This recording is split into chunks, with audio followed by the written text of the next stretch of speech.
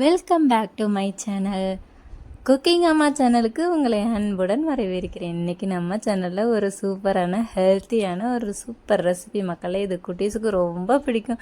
உங்கள் வீட்டில் வந்து இட்லி தோசைலாம் செஞ்சிட்ருக்கீங்களா? இனிமேலாம் அதெல்லாம் செய்யாதீங்க, தூக்கி போட்டுருங்க. இந்த மாதிரி ஹெல்த்தியான ஃபுட்டை சமைச்சு கொடுங்க. அவங்க ரொம்ப விரும்பி சாப்பிடுவாங்க. அடிக்கடி உங்ககிட்ட கேட்பாங்க, அன்றைக்கி செஞ்சீங்கல்ல அதே மாதிரி எனக்கு செஞ்சு தாங்கன்னு கேட்பாங்க. அதனால் இந்த டைம் வந்து யோசிச்சுக்கிட்டே இருக்கீங்களா? நீங்கள் யோசிக்காதீங்க, உடனே போய் இன்றைக்கி நைட்டே போய் செஞ்சு கொடுங்க பிள்ளைங்களுக்கு. கோதுமை மாவு இருந்தால் போதும், அப்புறம் காய்கறிகள் இருந்தால் போதும், இருக்கிறத வச்சு சூப்பராக செய்யலாம். எப்போவுமே யோசிக்கணுன்னா நீங்கள் இந்த மாதிரி ரெசிபி அடிக்கடி செஞ்சு கொடுங்க. இப்போ வந்து நம்ம வந்து கோதுமை மாவு எடுத்துருக்கோம். கோதுமை மாவு வந்து 1.5 கப்பு எடுத்திருக்கேன். இந்த கோதுமை மாவோட கொஞ்சமாக உப்பு சேர்த்துக்கோங்க. உப்பு சேர்த்துட்டு நல்லா ஒருக்கா கை போட்டு கலந்து விட்டுக்கோங்க. ஏன்னா நம்ம தண்ணி ஊற்றி அதுக்கப்புறம் பிசையணும். அதனால் லைட்டாக உப்பு போட்டு மட்டும் நல்லா பிசைஞ்சு எடுத்துக்கோங்க.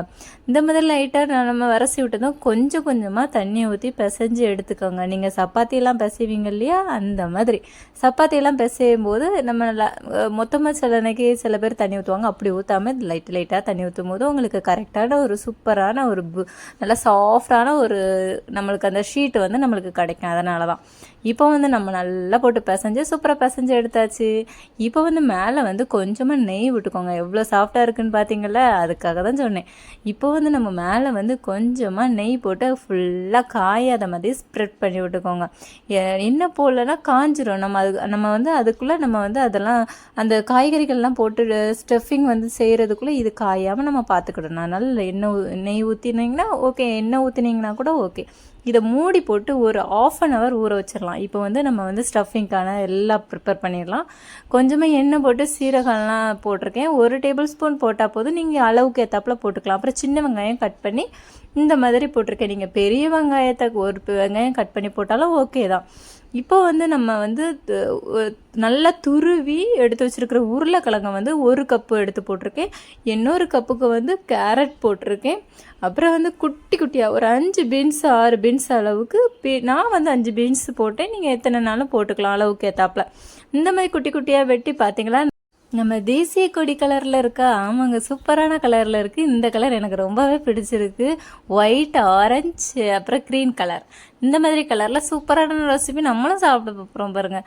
இப்போ வந்து இதை நல்லா கலந்து விட்டுக்கோங்க. கலந்து விட்டுட்டிங்கன்னா ஓரளவுக்கு நம்ம மூடி போட்டு மூடி வச்சு ஓப்பன் பண்ணி பார்த்துருக்கேன். நம்மளுக்கு வந்து ஒரு 5 minutes வந்து குக் ஆகும். ஏன்னா வந்து துருவி போட்டுக்கிறதுனால நம்மளுக்கு வந்து எல்லாமே சீக்கிரமாக குக் ஆயிரும். இந்த நேரத்தில் வந்து கொஞ்சம் ஓரளவுக்கு 5 நிமிஷத்துக்கு நம்ம மூடி போட்டு அவிச்சாச்சு. இப்போ வந்து நம்ம மசாலாலாம் சேர்த்துக்கலாம். நான் வந்து கொஞ்சமாக கரம் மசாலா, 1 டேபிள் ஸ்பூன் வத்தல் தூள், கொஞ்சமாக ஒரு பிஞ்ச் அளவுக்கு மஞ்சள், அப்புறம் கொஞ்சம் ஜீரகத்தூள் இதெல்லாம் போட்டு மிக்ஸ் பண்ணிக்கோங்க. உங்களுக்கு தேவைப்பட்டால் மல்லித்தூள் கூட போட்டுக்கலாம், உங்களுக்கு விருப்பம் தான். இதெல்லாம் போட்டு நல்லா மிக்ஸ் பண்ணிக்கோங்க. மிக்ஸ் பண்ணதுக்கப்புறமாட்டு நம்ம வந்து ஒரு கிரேவி பதம் நம்மளுக்கு கிடைக்கும். ரொம்ப குழுன்னு இல்லாமல் கட்டியான ஒரு பதம் கிடைக்கும். நான் கிண்டும் போதே தெரியுதில்ல, பிரிஞ்சுக்கிட்டு மொத்தமாக வர்ற மாதிரி இந்த மாதிரி நம்மளுக்கு ஒரு பதம் கிடைக்கும். இப்போ வந்து நம்ம வந்து நான் வந்து குட்டி குட்டியாக மல்லித்தலைலாம் எடுத்து வச்சுருக்கேன் மக்களே. அதை வந்து மேலே லைட்டாக தூவி விட்டுக்கோங்க. நம்மளுக்கு இந்த மல்லித்தலை போடும்போது நம்மளுக்கு இன்னும் கொஞ்சம் நம்மளுக்கு அந்த இதை வந்து கலர்ஃபுல்லாக ஆக்கி கொடுக்கும். மல்லித்தூள் போட்டதுக்கப்புறமா சாஸ், குழந்தைங்களுக்கு சாஸ்னால் ரொம்ப பிடிக்கும்.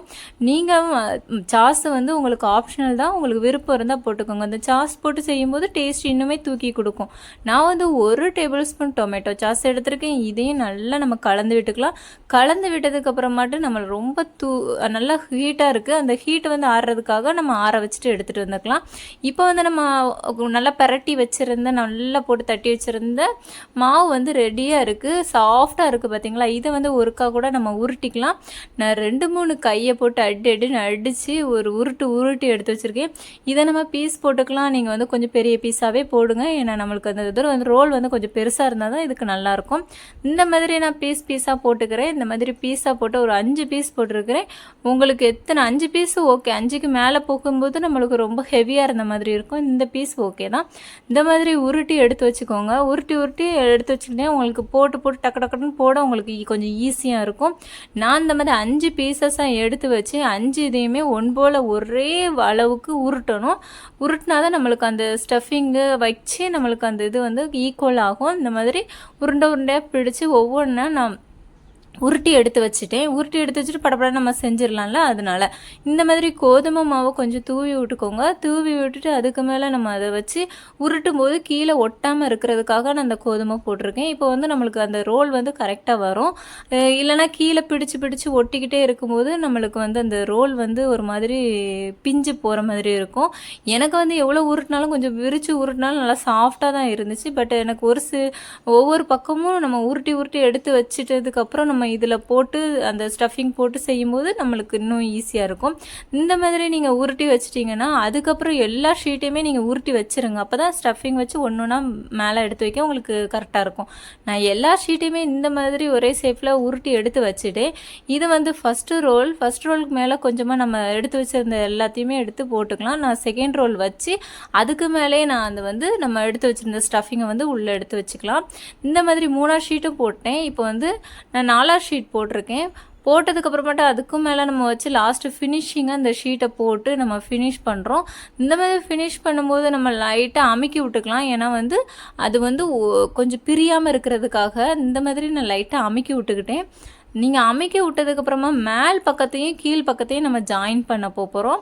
இப்படி நான் வந்து ஒரு ஷீட் வந்து எனக்கு ரொம்ப குட்டி ஆகிட்டு இன்னொரு ஷீட் பிரிஞ்ச மாதிரி ஆகிட்டு நீங்கள் செய்யும்போது கொஞ்சம் அந்த அளவுக்கு ஏற்றாப்புல செய்யுங்க. எனக்கு வந்து ரொம்ப சாஃப்டாக, அதாவது நான் நல்ல மாவு பிசைஞ்சதுனால எனக்கு நல்லா சாஃப்டாக இருந்துச்சு.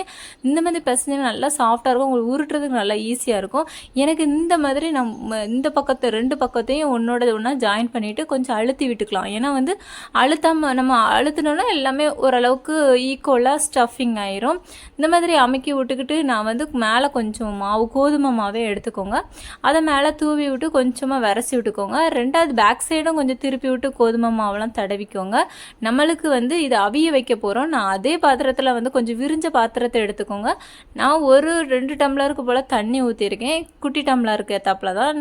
அது வந்து தண்ணி வந்து அதில் பற்றக்கூடாது, அதுக்கு ஏற்றாப்புல பார்த்துக்கோங்க. அப்புறம் ஒரு பிளேட் வச்சு அதுக்கு மேலே நம்ம ரெடி பண்ண அந்த ஷீட்டை வச்சாச்சு. இப்போ வந்து ஒரு 10 மினிட்ஸ் வந்து நம்ம அவிய விட்டுக்கலாம். அவிய விட்டு ஓப்பன் பண்ணி பார்க்கும்போது நம்மளுக்கு இப்படி அவிஞ்சு சூப்பராக ரெடி ஆகிருக்கும். இந்த இதை நம்ம என்ன பண்ண போகிறோம்னா ஒரு தவா எடுத்துக்கோங்க. அந்த தவாவில் வந்து கடுகு போட்டுக்கோங்க. கடுகு நல்லா பொரியட்டு. கடுகு நல்லா பொரிஞ்சதுக்கப்புறமாட்டு ஒரு மிளகாவை 3ஆக கீரி எடுத்து வச்சுருக்கேன், அதையும் போட்டுக்கோங்க. அதுக்கப்புறம் கொஞ்சமாக கருவேப்பிலை போட்டுக்கோங்க. இதெல்லாம் போட்டதுக்கப்புறம் நம்ம ரெடி பண்ணி அவிச்சு வச்சுருந்தோம் இல்லையா, அந்த ஷீட்டை இதுக்கு மேலே போட்டுக்கோங்க. நல்லா அவிஞ்சு ஃப்ரை ஆகி நம்ம சாப்பிடும்போது ரொம்ப டேஸ்ட்டாக இருக்கும். வேறு லெவல் டேஸ்ட்டாக இருக்கும் மக்களே. இது மறக்காமல் நீங்கள் செஞ்சு சாப்பிடுங்க. உங்கள் குழந்தைங்களுக்கு விருப்பமே இல்லாத சாப்பாடை அவங்க சாப்பிடும்போது இந்த மாதிரி விருப்பத்தோட ஹெல்த்தியான ஃபுட்டை சாப்பிட்டா ரொம்ப சந்தோஷப்படுவாங்க. அடிக்கடி உங்ககிட்ட கேக்கையும் செய்வாங்க. இப்படி ஒரு சைடாட்டு நம்மளுக்கு ஃபுல்லாகவே வெந்துட்டு இருக்கும்போது நம்மளுக்கு அந்த இது வந்து நல்லா அந்த ஒரு முறுமுறுப்பு தன்மை அதிகமாக இருக்கும். 2 பக்கமே நம்ம இந்த மாதிரி போட்டு பொரித்து எடுத்துக்கிடணும். இப்போ வந்து நம்ம இன்னொரு பக்கம் திருப்பி போட்டுக்கலாம். இந்த மாதிரி திருப்பி போடும்போது நம்மளுக்கு வந்து அடுத்த சைடு 2 பக்கமே குக் ஆகணும். ஒரு சைடை மட்டும் நம்மளுக்கு வந்து மொறுமொறுப்பு தன்மை இருக்கும். இன்னொரு பக்கம் போடும்போது அதையும் நம்ம அதே மாதிரி ஈக்குவலாக கொண்டு வரணும். 2 பக்கமும் ஈக்குவலாக சூப்பராக ரெடி ஆகிட்டு மக்களே. இப்போ இன்னொரு பிளேட்டுக்கு நம்ம மாற்றிக்கலாம். இந்த மாதிரி மாற்றிட்டு பீஸ் போட போகிறோம். இப்போ நம்ம எடுத்து வச்சுருந்த பீஸ் எல்லாம் உங்களுக்கு என்ன பீஸ் தேவையோ அந்த மாதிரி பீஸ் போட்டுக்கலாம். இந்த மாதிரி பீஸை போட்டு இது சதுரமாகவும் ஆக்கிக்கலாம், முக்கோணமாகவும் ஆக்கிக்கலாம், என்ன சேஃப்னாலும் போட்டுக்கலாம்.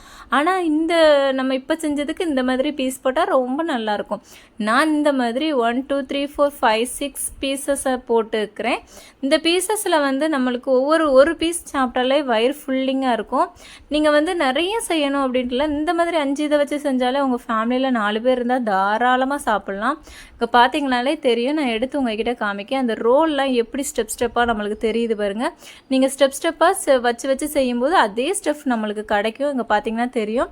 அவ்வளோ சாஃப்டாக சூப்பராக வெந்திருக்கு. நம்ம ஆல்ரெடி அவிச்சு நம்ம ஃப்ரை பண்ணி நம்ம எடுத்து வச்சுருக்கோம். அப்போ சூப்பராக அவிஞ்சிருக்கோம் இல்லையா. இந்த மாதிரி ஹெல்த்தியான ரெசிபியை உங்களுக்கு அடிக்கடி பார்க்கணுமா, நம்ம சேனலை வந்து சப்ஸ்கிரைப் பண்ணி வச்சுக்கோங்க. லைக் பண்ணுங்கள், ஷேர் பண்ணுங்கள், மறக்காமல் பெல் ஐக்கானை கிளிக் பண்ணிக்கோங்க. இந்த மாதிரி ஹெல்த்தியான ஃபுட்டை வந்து வீட்டில் உள்ளவங்களுக்கு சமைச்சு கொடுத்து வீட்டில் உள்ளவங்கள ஆரோக்கியமாக வச்சுக்கோங்க. நீங்களும் ஆரோக்கியமாக இருங்க. பாய், தேங்க்யூ.